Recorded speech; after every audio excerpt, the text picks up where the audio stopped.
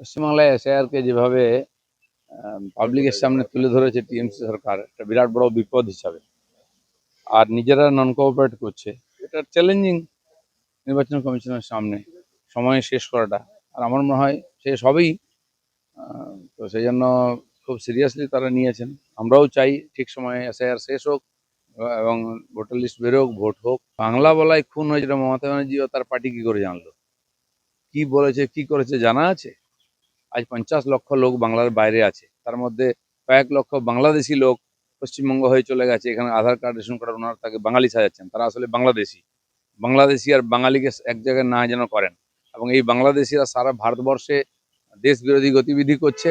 যেহেতু বাংলা ভাষা বলে, তার উপরে কিছু করলেই উনি বাঙালি হয়ে যাচ্ছে। সেজন্য পুরো বিষয়ে খোঁজখবর নেওয়া উচিত। আর যেই হোক, কোনো মানুষকে খুন করার অধিকার কারো নাই, তার ব্যবস্থা নিশ্চয়ই ওখানকার সরকার নেবে।